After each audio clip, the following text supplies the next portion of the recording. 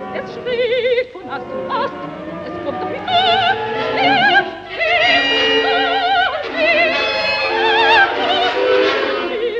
So now it's time for the details. So, let's have some little Bobbie cuffs. There we go, there's some Bobbie cuffs. And we've got a little Bobbie shirt. There we go, Bobbie shirt. And we've got to have a little Bobbie necktie. Beautiful, there we go.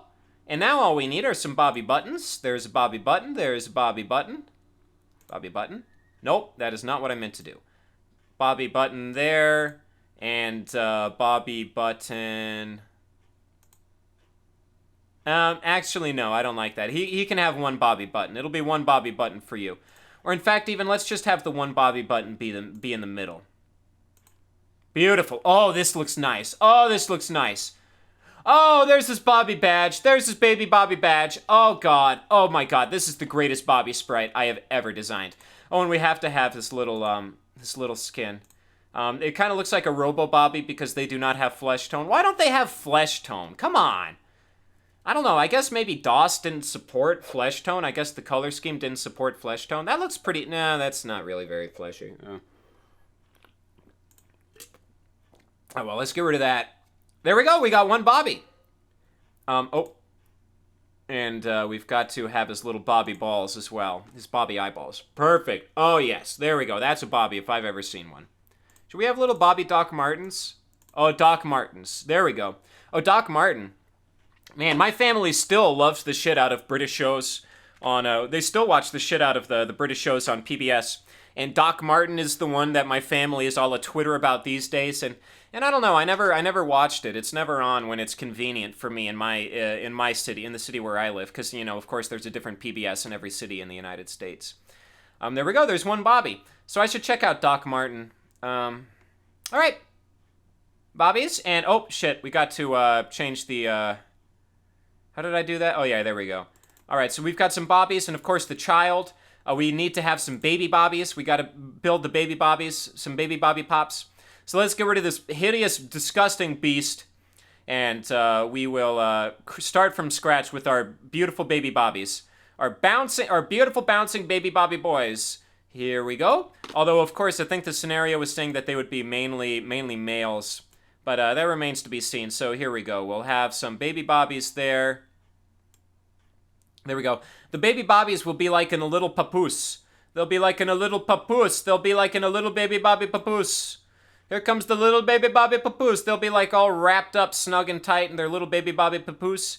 And they can learn, and while they're all wrapped up snug and tight in their little baby Bobbie Papoose, Daddy Bobbie can teach him the ways of being a Bobbie, while baby Bobbie is strapped to Daddy Bobbie's back, and Daddy Bobbie will tell all the baby all about how baby Bobbie better be good, or else naked Jamie Oliver will like come somersaulting through a sliding glass door. And we'll just like, no, that's a little too tall. The baby Bobbie Papoose is too tall. It needs to be, I need to shrink the baby Bobbie Papoose down, maybe 2. There we go. If I got it, I need room for his baby Bobbie helmet. Okay, there we go. His weird little Bobbie helmet. Okay. And Daddy Bobbie can tell all the baby Bobbies about naked Jamie Oliver, and how if the baby Bobbie like isn't good and isn't well behaved in Bobbie school, then if baby Bobbie eats any junk food, if baby Bobbie tries to eat a Hostess fruit pie, how baby Bobbie better not do it, but baby Bobbie better think twice, or else naked Jamie Oliver will come somersaulting through a screen door and like totally, I mean, not only totally destroy the fucking screen door with his somersaulting nudity, but also just stomp the shit out of baby Bobbie's baby fruit pie with his hand boot. Oh, there we go. Oh, he's got a baby Bobbie helmet and a baby Bobbie badge. And you know what, his baby Bobbie Papoose? He's gonna have some fucking buttons, because a Bobbie is nothing without his Bobbie buttons. His big brass Bobbie buttons. Come on, Bobbie buttons. There we go. Yeah. There we go. I'm happy with that. Oh, there we go. Beautiful. Oh, and before we forget about it, let's actually look in the genes to see what the hell they were talking about in this scenario. So, percent female. There's a lot of female that are born. Number of children, 2. Okay, never mind. I'm not going to change that. Oh, man. I fucking love this Bobbie. That's the greatest Bobbie sprite I've ever created. Okay, so let's unpause now. All right. Oh, and of course, we've got one type of animal, and we've... Oh, hey! Baby Bobbie, get out of the water, baby Bobbie! What is that baby Bobbie doing? That baby Bobbie's on, like, a fucking abandoned island. What the hell? What is that baby Bobbie doing on that island? That's not baby Bobbie Island. Oh my god, baby Bobbie! Baby Bobbie! You better be well-behaved, baby Bobbie. Better be well-behaved. Oh, he grew up. Oh my god, that baby Bobbie became a daddy Bobbie on that island. I think baby Bobbie, like, went to the island, much like, who was that guy who wrote on Walden Pond that went out... I think baby Bobbie went out to Bobbie Island over here to find himself, to figure out what he is, what is inside of him, to figure out what he wants out of life, to really think and get in touch with himself. And I think I think the rest of the baby Bobbies can take a lesson from whichever Bobbie that was. So I wish I could name the specific Bobbies, because that was a very deep thing that happened, that Bobbie there. Watching that Bobbie grow up before my very eyes, and now he's a brave daddy Bobbie. Let's pretend it's this one. You're a brave Bobbie, walking around through the fields of, what plant is this? Super corn. Walking through your fields of super corn, and you're just walking around thinking about the man that you are and the baby that you once were. And as you're walking, you just nonchalantly grab an ear of super corn off of the stalk, and then you just eat it raw. You eat it without, like, cooking it or cleaning it or doing anything, and then you get really sick because there was some kind of some kind of horrible corn weevil. There was like some kind of horrible nightmarish corn weevil in the corn that you ate, and everyone is like, "Oh my god, there's weevils! There's weevils in the corn! Who's been telling us to eat the super corn?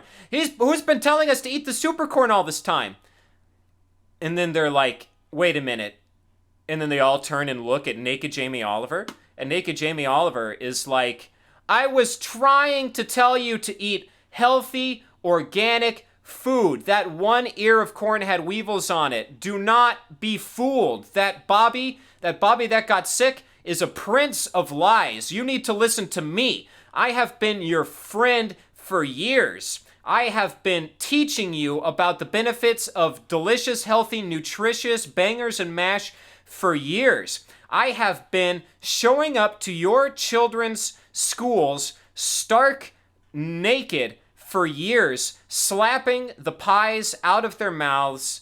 If it weren't for me, all of your children would be sitting in their schools eating steak and kidney pies, eating like morally objectionable factory farmed steak and kidney pies right now, instead of eating clean burning, pure, crisp, cold, delicious, organic, cage-free, gluten-free bangers and mash, which of course is made out of supercorn.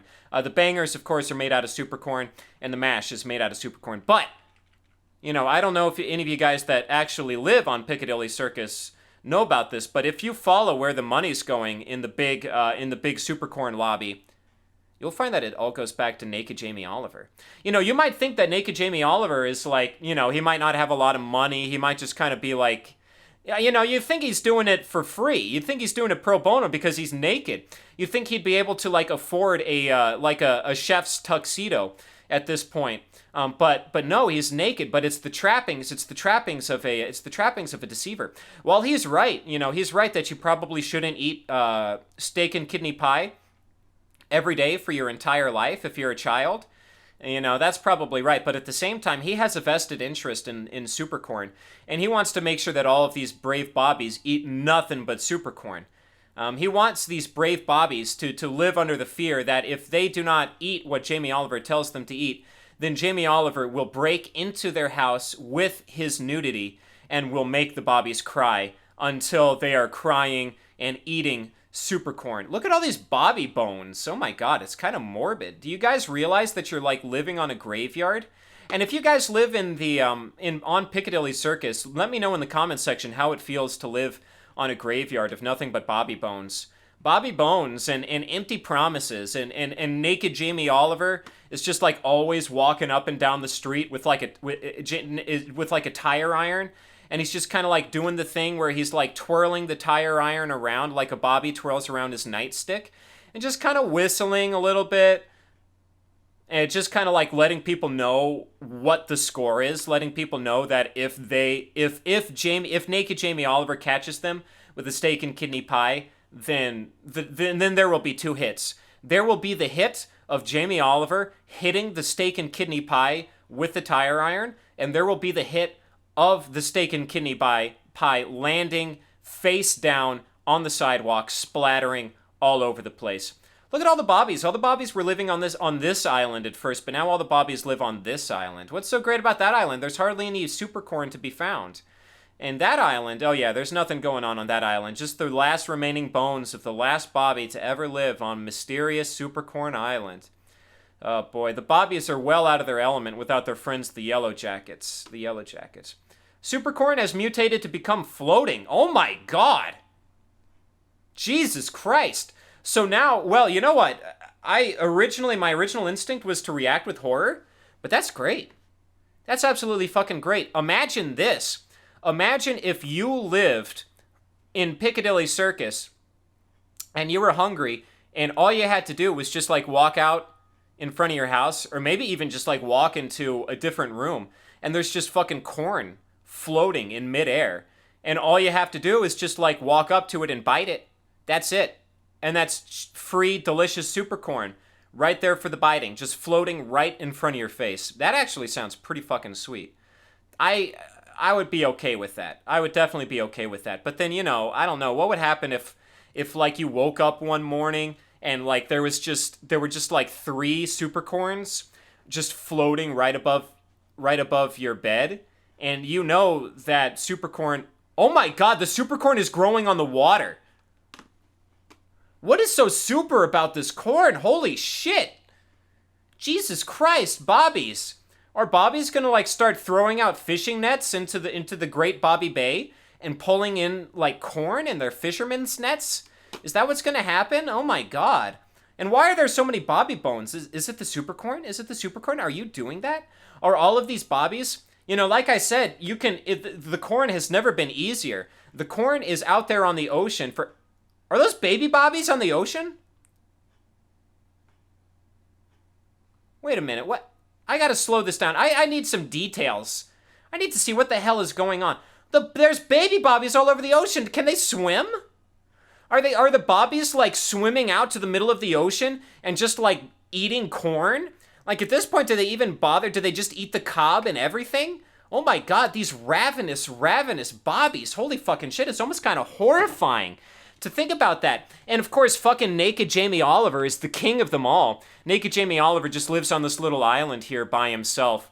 And he has to live on this little island by himself because Naked Jamie Oliver does not want the Bobbies to see that once every month on a Sunday, if Naked Jamie Oliver, Naked Jamie Oliver, he has a calendar set up on his island stronghold where every day he traumatizes an English schoolboy with his nudity. He puts a gold star on that day.